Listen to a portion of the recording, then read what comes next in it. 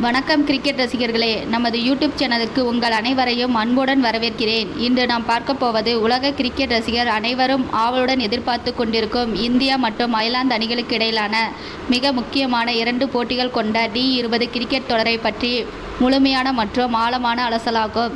இந்த தொடரானது வரும் ஜூன் 26 மற்றும் 28 ஆகிய தேதிகளில் அயர்லாந்து பெல்பாஸ்ட் மைதானத்தில் மிகவும் கோலாகலமாக நடைபெற உள்ளது.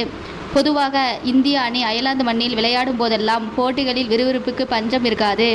அதேபோல் இந்த முறையும் பல புதிய மாற்றங்கள், புதிய கேப்டன்கள் மற்றும் இள வீரர்களின் வருகை என இந்த தொடர் ஒரு புதிய பரிமாணத்தை எட்டியுள்ளது.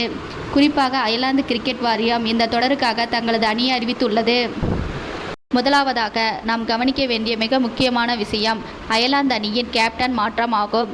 சமீபத்தில் நடந்து முடிந்த 2026 ஆடவர் T20 உலகக்கோப்பை தொடருக்கு பிறகு அயர்லாந்து அணியின் மூத்த வீரரான பால் ஸ்டில்லிங் கேப்டன் பதவியிலிருந்து விலகியுள்ளார். அவருக்கு பதிலாக அயர்லாந்து அணியின் முன்னணி விக்கெட் கீப்பர் மற்றும் அதிரடி பேட்ஸ்மேனான லோர்கன் டக்கர் புதிய T20 கேப்டனாக அதிகாரப்பூர்வமாக நியமிக்கப்பட்டுள்ளார். சர்வதேச கிரிக்கெட்டில் தனது 10வது ஆண்டில் அடியெடுத்து வைக்கும் 29 வயதான லோர்கன் டக்கர் இதுவரை அயர்லாந்து அணிக்காக 91 T20 போட்டிகள், 10 டெஸ்ட் போட்டிகள் மற்றும் 58 ஒருநாள் போட்டிகளில் விளையாடி மிக சிறந்த அனுபவத்தை பெற்றுள்ளார். அது மட்டுமின்றி உள்ளூர் தொடர்களில் லெய்ன்ஸ்டர் லைட்னிங் அணியின் கேப்டனாகவும் சிறப்பாக செயல்பட்டு வருகிறார். இதற்கு முன்பே அயர்லாந்து அணிக்காக ஒரு சில போட்டிகளில் தற்காலிக கேப்டனாகவும் அவர் தனது திறமையை நிரூபித்துள்ளார். புதிய கேப்டனாக பொறுப்பேற்றுள்ள லோர்கன் டக்கர் இது கூறுகையில், இந்த பதவி தனக்கு கிடைத்த மிகப்பெரிய பெருமை என்றும் பல ஆண்டுகளுக்கு முன்பு தான் கிரிக்கெட் விளையாடத் தொடங்கிய போது இப்படி ஒரு மிகப்பெரிய பொறுப்பு தன்னை தேடி வரும் என்று கனவில் கூட நினைக்கவில்லை என்றும் நெகிழ்ச்சியுடன் தெரிவித்துள்ளார். ஆனால் லோகன் டக்கரின் கேப்டன் பயணத்திற்கு தொடக்கமே அவருக்கு மிகப்பெரிய சவாலாக அமையப் போகிறது. ஏனென்றால் அவர் கேப்டனாக பொறுப்பேற்ற பிறகு சந்திக்கப் போகும் முதல் அணி உலக சாம்பியனான இந்திய அணியாகும். இது ஒரு புறம் இருக்க, மறுபுறம் அயர்லாந்து அணிக்கு மிகப்பெரிய இடி விழுந்தது போல் அந்த அணியின் 6 முக்கிய வீரர்கள் காயம் காரணமாக இந்த தொடரிலிருந்து முழுமையாக விலகியுள்ளனர். அதிரடி மன்னன் பால் ஸ்டில்லிங் அணியில் இல்லாதது மிகப்பெரிய பின்னடைவாகும். அதேபோல் அயர்லாந்து அணியின் நம்பிக்கை நட்சத்திரமும் IPL தொடரில் விளையாடி அனுபவம் கொண்ட முன்னணி வேகப்பந்து வீச்சாளருமான ஜோஸ் லிட்டில் அழுத்தம் காரணமாக ஏற்பட்டுள்ள எலும்பு முறிவு பிரச்சனையால் இந்த தொடரில் பங்கேற்கவில்லை. மற்றொரு அபாயகரமான வேகப்பந்து வீச்சாளரான மார்க் அடேர் வயிற்று தசை கிழிவினால் அவதிப்பட்டு வருகிறார். பேட்டிங் மற்றும் பந்துவீச்சு என இரண்டிலும் கலக்கக்கூடிய சிறந்த ஆல்ரவுண்டரான கர்டிஸ் காம்பேர் கையில் ஏற்பட்டுள்ள எலும்பு முறிவு காரணமாகவும் அதிரடி வேகப்பந்து வீச்சாளர் பாரி மெக்காதி ACL தசை நார் முழுமையாக கிழிந்ததாலும் பேட்ஸ்மேன் ஜோர்டான் நீல் தோள்பட்டை மற்றும் காலில் ஏற்பட்டுள்ள காயம் காரணமாகவும் இந்த இந்திய அணிக்கு எதிரான மிக முக்கியமான T20 தொடரிலிருந்து வெளியேறியுள்ளனர். ஒட்டுமொத்தமாக அயர்லாந்து அணியின் முதுகெலும்பாக கருதப்படும் 5க்கும் மேற்பட்ட முன்னணி வீரர்கள் இல்லாமல் அந்த அணி இந்தியாவை எதிர்கொள்ளப் போகிறது. இது அயர்லாந்து அணி நிர்வாகத்திற்கும் புதிய கேப்டன் லோர்கன் டக்கருக்கும் மிகப்பெரிய தலைவலியை உருவாக்கியுள்ளது. இருப்பினும் இந்த சவாலான சூழ்நிலையை ஒரு நல்வாய்ப்பாக மாற்ற அயர்லாந்து கிரிக்கெட் வாரியமும் முடிவு செய்துள்ளது. முன்னணி வீரர்களின் இந்த எதிர்பாராத காயம் காரணமாக அயர்லாந்து அணியின் உள்ளூர் தொடர்களில் சிறப்பாக விளையாடிய 3 இளம் வீரர்களுக்கு முதன்முறையாக சர்வதேச T20 அணியில் அறிமுகமாகும் வாய்ப்பு கிடைத்துள்ளது. மேத்யூ ஹலாட், ஜெய் முந்திரா, ரூபன் வில்சன் ஆகிய மூவரும் தங்களது முதல் சர்வதேச தொடருக்காக அயர்லாந்து அணியில் சேர்க்கப்பட்டுள்ளனர். இந்தியாவுக்கு எதிராக அறிவிக்கப்பட்டுள்ள 14 பேர் கொண்ட அயர்லாந்து அணியில் கேப்டன் லோர்கன் டக்கருக்கு இணைந்து Ross Adair, Ben Calitz, Gareth Delany, George Dockrell, Stephen Doheny, மத்தேயு Humphreys, Gavin Hoey, Liam McCarthy, Harry Tector மற்றும் டீம் டெக்கர் ஆகியோரும் இடம்பெற்றுள்ளனர்.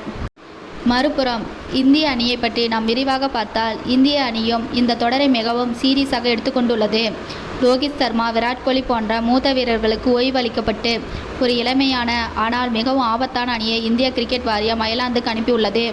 இந்த தொடரில் இந்திய அணியின் புதிய கேப்டனாக அதிரடி பேட்ஸ்மேன் ஸ்ரேயாஸ் ஐயர் நியமிக்கப்பட்டுள்ளார் என்பது குறிப்பிடத்தக்கது. ஸ்ரேயாஸ் ஐயரின் தலைமையிலான இந்த இந்திய அணியில் மிகவும் எதிர்பார்க்கப்படும் இளம் அறிமுக வீரரான வைபவ் சூரியவன்சியும் களம் இறங்குகிறார். சமீபத்தில் உள்ளூர் மற்றும் வயது அடிப்படையிலான கிரிக்கெட் போட்டிகளில் வெறும் 32 பந்துகளில் அதிரடியாக சதமுலாசி அனைவரின் கவனத்தையும் ஈர்த்த வைபவ் சூரியவன்சி இந்த அயர்லாந்து தொடரின் மூலம் சர்வதேச T20 கிரிக்கெட்டில் தனது கால் தடத்தை பதிக்க உள்ளார். IPL தொடரில் ராஜஸ்தான் ராயல்ஸ் அணிக்காக விளையாடும் இவர் தனது ஆக்ரோஷமான பேட்டிங் ஸ்டைல் மூலம் அயர்லாந்து பந்துவீச்சாளர்களை திணறடிப்பார் என்று எதிர்பார்க்கப்படுகிறது. இந்த இரு அணிகளுக்கும் இடையிலான புள்ளிவிவரங்களை சற்று பின்னோக்கி பார்த்தால் இந்தியா மற்றும் அயர்லாந்து அணிகள் T20 கிரிக்கெட்டில் மோதும் போதெல்லாம் இந்திய அணியை அதிக ஆதிக்கம் செலுத்தியுள்ளது என்பதை நாம் மறுக்க முடியாது.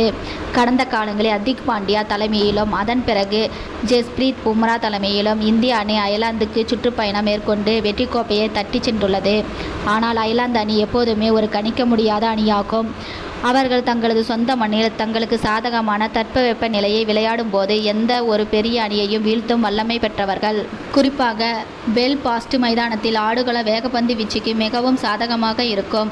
அங்கு வீசும் குளிர்ந்த காற்று, பிச்சில் இருக்கும் ஈரப்பதமும் ஆரம்ப ஓவர்களில் பந்து ஸ்விங் ஆவதற்கு பெருமளவில் உதவி செய்யும்.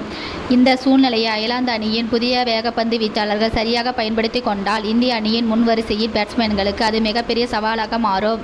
ஸ்ரேயாஸ் ஐயர் தலைமையிலான இந்திய அணியில் அதிரடி பேட்ஸ்மேன்கள் மட்டுமின்றி சிறப்பான சுழற்பந்து வீச்சாளர்களும் துல்லியமான யாக்கர்கள் வீசும் வேகப்பந்து வீச்சாளர்களும் நிறைந்திருக்கிறார்கள். குறிப்பாக இந்திய பேட்ஸ்மேன்கள் சுழற்பந்து வீச்சை மிக சிறப்பாக எதிர்கொள்வார்கள் என்பது உலகறிந்த உண்மை. எனவே லோர்கன் டக்கர் தனது சுழற்பந்து வீச்சாளர்களான ஜார்ஜ் டோர்க்ரேல் மற்றும் கராத் டெலானி ஆகியோரை இந்திய பேட்ஸ்மேன்களுக்கு எதிராக எவ்வாறு பயன்படுத்த போகிறார் என்பது ஒரு சுவாரஸ்யமான தந்திரோபாய யுத்தமாக இருக்கும். அயர்லாந்து அணியின் பேட்டிங்கை பொறுத்தவரை கேப்டன் லோர்கன் டக்கர் மற்றும் அதிரடி வீரர் ஹாரி டெக்டர் ஆகிய இருவருமே அந்த அணியில் மிகப்பெரிய தூண்களாக செயல்பட வேண்டிய கட்டாயத்தில் உள்ளனர். பால் ஸ்டீலிங் இல்லாத குறையை தீர்க்க அவர்கள் இருவரும் பொறுப்புடன் விளையாடி பெரிய ஸ்கோர்களை குவிக்க வேண்டும். ஹாரி டெக்டர் சமீப காலமாக மிக சிறப்பான ஃபார்மில் இருக்கிறார். அவர் இந்திய சுழற்பந்து வீச்சாளர்களை எந்த அளவுக்கு பொறுமையாக கையாண்டு ரன்களை குவிக்கிறார் என்பதை பொறுத்தே அயர்லாந்து அணியின் வெற்றி வாய்ப்பு அமையும். சுருக்கமாக சொல்லப்போனால் இந்த 2026 இந்தியா மற்றும் அயர்லாந்து T20 தொடரானது பல புதுமைகளை உள்ளடக்கிய ஒரு சிறப்பான கிரிக்கெட் திருவிழாவாக அமையப் போகிறது. ஒருபுறம் முன்னணி வீரர்கள் இல்லாமல் இளம் வீரர்களை வைத்துக்கொண்டு இந்தியாவை வீழ்த்த துடிக்கும் லோகன் டக்கரின் அயர்லாந்து அணி, மறுபுறம் புதிய கேப்டன் ஸ்ரேயாஸ் ஐயரின் தலைமையில் IPL தொடரில் பட்டய கிளப்பிய இளம் துப்பாக்கிகளுடன் களமிறங்கும் இந்திய அணி. இந்த இரண்டு அணிகளுக்கும் இடையிலான இந்த உக்கிரமான மோதலில் யார் வெற்றி பெறுவார்கள் என்பதை காண ஜூன் 26 மற்றும் 28 ஆகிய தேதிகளில் பெல்பாஸ்ட் மைதானத்தில் நடைபெறும் போட்டிகளுக்காக நாம் காத்திருக்க வேண்டும்.